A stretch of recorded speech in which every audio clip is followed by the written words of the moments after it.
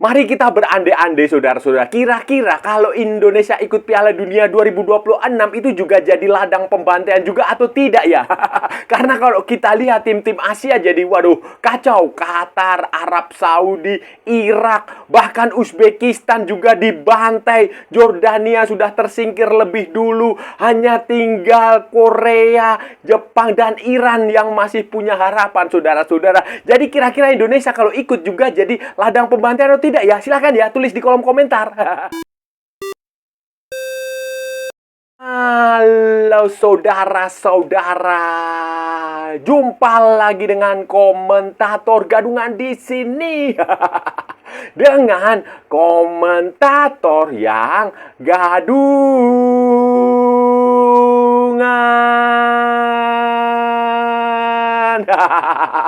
Jadi begini saudara-saudara, jadi begini tim-tim dari Asia, dari anggota Konfederasi Sepak Bola Asia telah menjalani sejumlah pertandingan Piala Dunia 2026, pertandingan fase grup yang menentukan. Sebentar lagi nanti terakhir sampai tanggal 28. Setelah tanggal 28 itu ada fase knockout, babak 32 besar, juara dan runner up plus peringkat beberapa 8 atau berapa peringkat atau 6 berapapun peringkat 3 terbaik akan lolos ke babak 32 besar. Dan sejauh ini saudara-saudara, penampilan tim-tim dari Asia, wakil-wakil dari Asia, saingan Indonesia kemarin di kualifikasi Piala Dunia itu meraih hasil yang bervariasi. Ada yang patut kita banggakan, ada yang ya memang wajar kita nilai, ada yang mengecewakan sekali jadi ladang pembantaian. Tim seperti Jepang ya memang sejak awal sudah kita prediksi itu sudah level dunia, begitu pula Korea Selatan dan Iran itu 3 negara Asia, 3 anggota AFC yang masih memiliki peluang. Sebenarnya Qatar juga masih memiliki peluang, tetapi agak berat Qatar. Tetapi yang 3 itu, Jepang, Korea, dan Iran itu peluangnya cukup besar untuk lolos ke babak 32 besar. Sementara kalau Qatar itu ya memang dia butuh keajaiban, walaupun peluangnya masih ada saudara-saudara. Sementara tim yang lainnya saudara-saudara, kalau kita lihat itu Jordania itu menjadi tim dari Asia pertama yang harus pulang. Harus mengubur dalam-dalam mimpi untuk lolos ke babak 32 besar. Selebihnya tim-tim dari Asia lain itu juga aduh hasilnya mengecewakan sudah. Oh, Irak juga sama. Irak juga sudah tersalah 2 kali. Ya beratlah dia. Peluang terbesarnya secara hitung-hitungan sudah tersingkir, walaupun masih ada butuh keajaiban sama seperti Qatar itu butuh keajaiban, tetapi selebihnya klub tim-tim lain itu memang aduh ya memang levelnya tidak sekelas Jepang, tidak sekelas Korea, tidak sekelas Iran. Bahkan mereka menjadi bahan pergunjingan sebagai apa ya istilahnya ladang pembantaian. Qatar kalau kita ingat dibantai.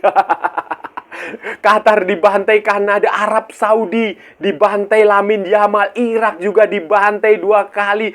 Bahkan yang paling baru Uzbekistan saudara-saudara, klub ya tim yang cukup bagus di Asia itu harus gigit jari dibantai, digelontor 5 gol tanpa balas oleh Cristiano Ronaldo. Itu menunjukkan bahwa ya level kualitas di sepak bola Asia itu ya memang tidak semuanya bagus. Ada yang bagus, ada yang tidak bagus. Ada yang bisa bersaing dengan tim-tim kelas dunia. Ada yang memang sebenarnya tidak layak untuk tampil di Piala Dunia 2026 ini, saudara. Kita lihat grup per grup saudara-saudara. Wakil Asia itu yang pertama itu ada di grup A, itu Korea Selatan. Korea Selatan kemarin itu terakhir itu mereka kalah dari Meksiko. Wah, itu sial sekali tuh. Blunder. Setelah sebelumnya di pertandingan pertama itu mereka mengalahkan Republik Ceko, dan nanti di pertandingan terakhir itu mereka akan melawan Afrika Selatan. Afrika Selatan itu juga tidak terlalu bagus. Jadi menurut saya peluang Korea Selatan untuk lolos ke babak 32 dua besar cukup besar, terbuka. Kemudian di grup B, saudara-saudara, Qatar yang kita bicarakan kemarin itu mereka sempat menahan imbang Swiss, saudara-saudara. Sempat menahan imbang Swiss lewat gol di injury time babak kedua. Tetapi kemudian ketika melawan Kanada mereka anti klimaks, dibantai 0-6. Dan di pertandingan terakhir nanti mereka akan bertemu dengan Bosnia-Herzegovina. Bosnia-Herzegovina dan Qatar itu sama-sama punya 1 poin. Kedua tim itu punya peluang, masih punya potensi lolos ke babak 32 besar setidaknya lewat peringkat ketiga terbaik. Dan prediksi saya Bosnia akan bisa lolos akan bisa mengalahkan Qatar, saudara-saudara. Kemudian Asia lainnya itu ada di grup D, Australia. Nah, Australia itu dia sudah mendapatkan 3 poin, saudara-saudara, berkat kemenangan 2-0 dari Turki. Sayangnya kemarin pertandingan kedua dia dikalahkan oleh Amerika Serikat. Dan nanti di pertandingan terakhir itu mereka akan bertemu dengan Paraguay. Australia dan Paraguay masih punya peluang untuk lolos ke babak 32 besar. Sehingga menurut saya potensi Australia untuk lolos ke 32 besar itu juga terbuka lebar, saudara-saudara. Di grup F, saudara-saudara, Jepang. Jepang nggak usah kita bilang lah. Nggak usah kita omongin, udah berkali-kali kita omongin kualitasnya luar biasa. Dan terakhir nanti mereka akan bertemu dengan Swedia. Swedia payung sebelum hujan. Peluang 50-50. Jepang kalau kita lihat mainnya ya prediksi saya Jepang akan bisa lolos, saudara-saudara. Kemudian di grup G itu ada Iran. Iran juga luar biasa, saudara-saudara. 2 pertandingan secara ajaib itu mereka bermain imbang. Mereka sekarang punya 2 poin. Pertandingan pertama mereka menahan imbang Selandia Baru. Pertandingan kedua mereka menahan imbang Belgia. Romelu Lukaku dan kawan-kawan dibuat frustrasi. Dan nanti di pertandingan ketiga mereka akan melawan Mesir. Sesama negara Timur Tengah. Dan ini peluangnya 50-50, saudara-saudara. Di grup H itu Arab Saudi, saudara-saudara, itu punya 1 poin. Masih ada peluang lolos, saudara-saudara. Masih ada peluang lolos. Tetapi ya dia akan bertemu dengan Cape Verde. Cape Verde di pertandingan terakhir. Dan ini tidak mudah karena Cape Verde juga masih punya peluang. Dan kemarin Cape Verde mengejutkan Uruguay. Sebelumnya juga sempat mengejutkan Spanyol. Wah, jadi ini berat menurut saya Arab Saudi yang sempat dibantai oleh Spanyol 0-4. Walaupun sebelumnya bermain 1-1 dengan Uruguay. Yang di grup I, saudara-saudara. Di grup I itu ada Irak. Irak ini sebenarnya saya sih sebenarnya tadinya merasa Irak ini akan bisa membuat kejutan. Karena ya pemainnya itu mainnya penuh semangat lah. Mentalitas mereka bagus sekali. Mentalitas mereka bagus. Cara bermainnya juga agak bagus, solid. Tetapi ya ternyata kualitas Irak ketika tampil di Piala Dunia itu mereka di pertandingan pertama dikalahkan Norwegia 1-4. Erling Haaland dan kawan-kawan. Erling Haaland bikin 2 gol kalau nggak salah ya itu. Kemudian di pertandingan kedua itu Prancis menang besar 3-0 atas Irak. Dan di pertandingan terakhir itu nanti mereka akan bertemu dengan Senegal.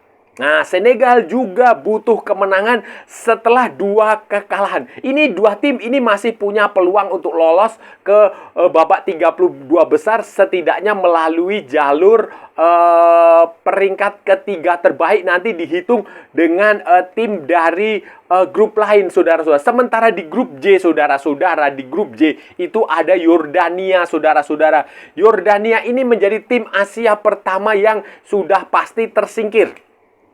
Sudah pasti tersingkir, saudara-saudara, si Jordania ini, saudara-saudara. Karena setelah pertandingan pertama mereka dikalahkan Austria 3-1, 1-3. Kemudian di pertandingan kedua mereka kalah 1-2 dari Algeria. Nah, di pertandingan terakhir nanti mereka akan bertemu dengan Argentinanya Lionel Messi. Dan ya sudah, peluangnya berat sekali. Kemudian di grup K, saudara-saudara, Uzbekistan baru saja dikalahkan oleh Portugal 0-5 setelah sebelumnya juga kalah dari Kolombia 1-3. Peluangnya masih ada, masih ada di pertandingan terakhir nanti. Uzbekistan itu akan bertemu dengan Kongo. Nah, Kongo yang juga sempat menahan imbang Portugal, kemudian tetapi mereka dikalahkan oleh Kolombia. Nah, kalahkan Kolombia sehingga pertemuan terakhir ini Uzbekistan dan Kongo itu menentukan minimal lolos sebagai peringkat ketiga terbaik, karena kalau mengincar peringkat 1 kedua kemungkinan Kolombia atau Portugal. Siapa yang salah satunya akan jadi juara grup itu, dan nanti itu akan dihitung dengan grup lain. Sementara tim lain, saudara-saudara, tim Asia lain, udah ya, udah Uzbekistan di situ. Jadi ini ya, hasil tim dari Asia ini ada yang menggembirakan, ada yang membanggakan, tetapi juga ada yang mengecewakan. Dan masih ada peluangnya kecuali untuk Yordania untuk melihat tim-tim dari Asia bermain. Kalau ada 3, 4, 2, 3, 4, 5 tim Asia main di babak 32 besar, kan saya rasa juga turut senanglah saudara-saudara. Dan saya dukung kalau ada tim Asia itu. Sekarang kita berandai-andai, saudara-saudara. Kita berandai-andai saja. Berandai-andai ya buat candaan aja lah. Nggak usah terlalu serius. Dan nggak usah marah-marah. Ini kita berandai-andai aja. Seandainya kemarin Indonesia bisa lolos ke Piala Dunia 2026. Entah dengan Sintayong atau entah dengan Patrick Kluivert, kira-kira apakah Indonesia akan bisa survive?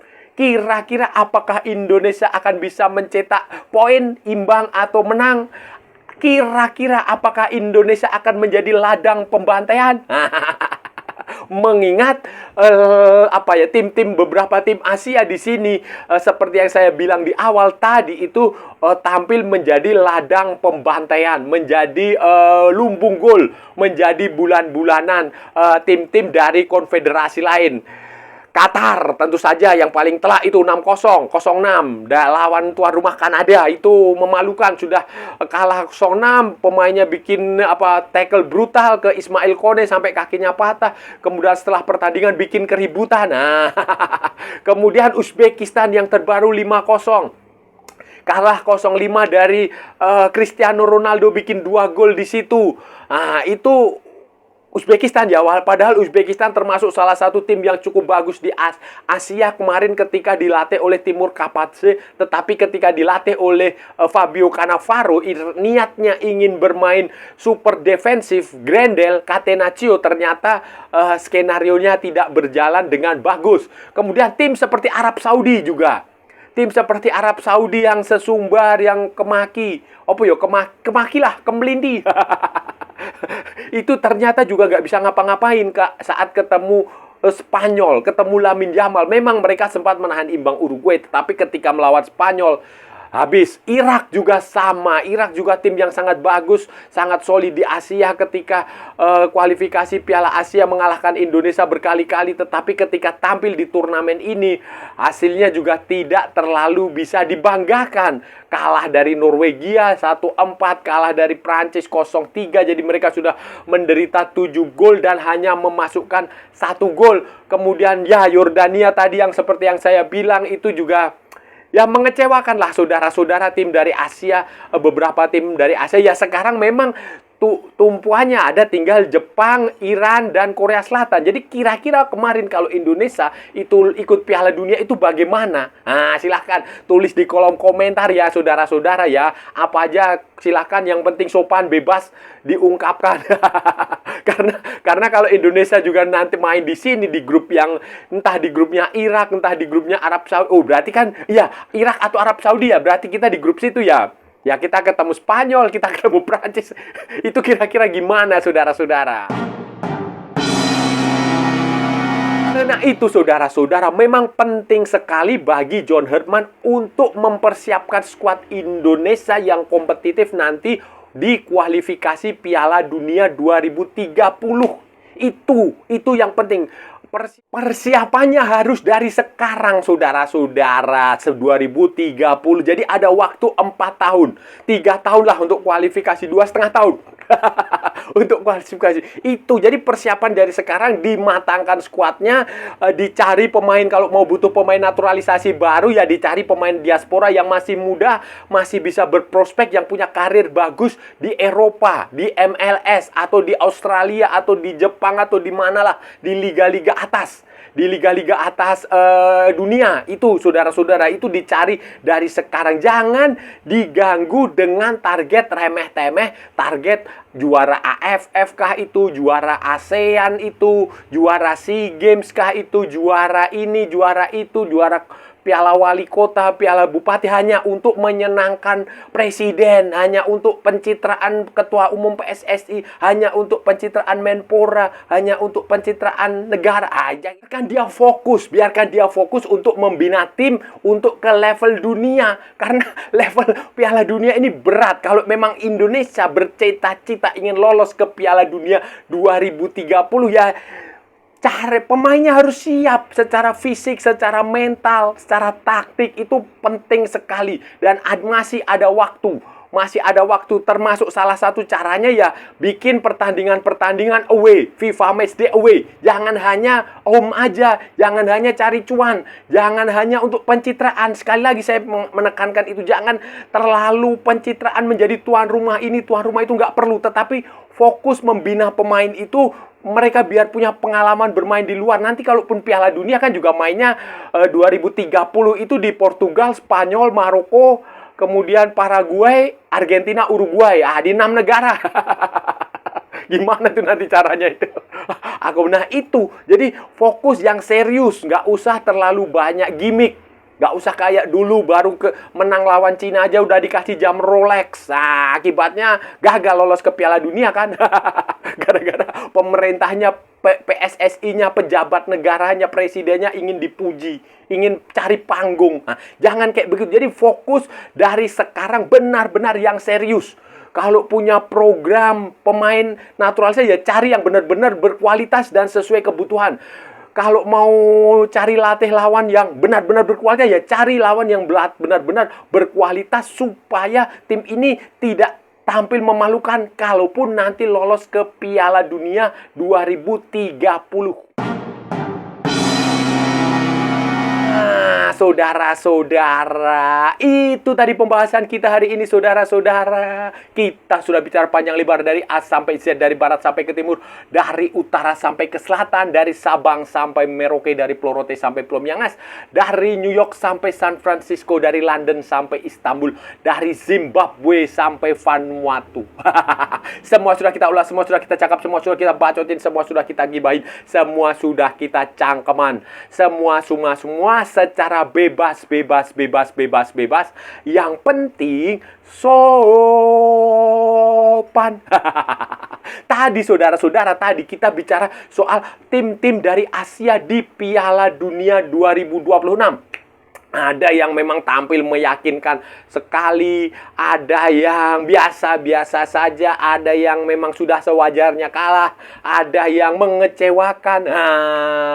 Jepang, Korea, Iran sejauh ini saya anggap sebagai 3 negara Asia, dan Australia. 4 berarti sudah 4. Jepang, Iran, Korea, dan Australia sebagai 4 negara utusan AFC, utusan Asia yang tampil lumayan lah, saudara-saudara, bisa memberi harapan bagi sepak bola Asia di Piala Dunia. Sementara sisanya kayak Qatar, Arab Saudi, Irak, Jordania, Uzbekistan, siapa lagi? Itu masih ya levelnya ternyata tidak sebagus yang digembar-gemborkan, levelnya ternyata tidak sehebat yang diomongkan. Dan ini kiprah tim-tim Asia di Piala Dunia 2020 ini harus dipelajari dengan betul, harus dievaluasi, harus dijadikan contoh Indonesia jika memasang target ke Piala Dunia 2030. Itu kalau memang Anda ingin lolos ke Piala Dunia 30, itu harus belajar dari sini. Jangan pemain-pemain yang ditargetkan lolos ke Piala Dunia 2030 dibebani remeh-temeh receh juara AFF, juara ASEAN, SEA Games, apalah segala macam bullshit. Supaya ketua umum PSSI-nya bisa pamer piala, supaya presiden Indonesia bisa pencitraan dengan trofi, supaya Menpora bisa dianggap kerja. Jangan kayak begitu, itu bullshit lah, itu nggak bagus, nggak bagus. Biarkan berkembang sampai 2030 karena targetnya di situ. Kecuali memang nggak mau lolos ke Piala Dunia 2030, ya itu terserah Anda. Sebagai komentator gadungan ya saya hanya bisa mengingatkan saja, itu semua terserah Anda, terserah Anda. Tapi kalau Anda memang niat lolos ke 2030 Piala Dunia, ya dijaga tim ini, fokus dari sekarang, pembinaan sampai dari sekarang. Kalau mau pemain diaspora baru ya cari yang berkualitas, pemain yang ada dijaga, jaga mentalnya, jaga fisiknya, jaga semangatnya, jangan dikotori oleh pencitraan para pengurus PSSI, menteri, presiden, pejabat negara. Jangan kayak begitu. Dan saya rasa sudah cukup ya pembahasan kita kali ini, saudara-saudara. Kalau ada salah-salah, ya mohon maaf, namanya juga gadungan. Wajar kalau gadungan itu salah, tetapi kalau benar berarti sebuah kebenaran. Kalau saudara-saudara merasa channel ini bermanfaat, berguna, menghibur, menginspirasi, silahkan like, share, and subscribe. Tapi kalau tidak, saudara-saudara abaikan saja, skip, jangan ditonton, tetapi jangan nyampah. Jangan membuat komentar-komentar yang menghina, menghujat, melecehkan, merendahkan orang maupun negara lain. Santai aja, ini hanya bola. Kita cari teman, bukan cari musuh. Ikuti juga akun media sosial komentator gadungan, ada di Instagram, ada di Facebook, dan ada di TikTok. Yang bukan TikTok Shop, saudara-saudaraku semuanya. Oke. Sampai bertemu lagi di edisi-edisi berikutnya dengan tema-tema yang jauh tidak bermanfaat, dengan tema-tema yang jauh tidak berguna, dengan tema-tema yang jauh lebih membagongkan. Salam olahraga dan merdeka.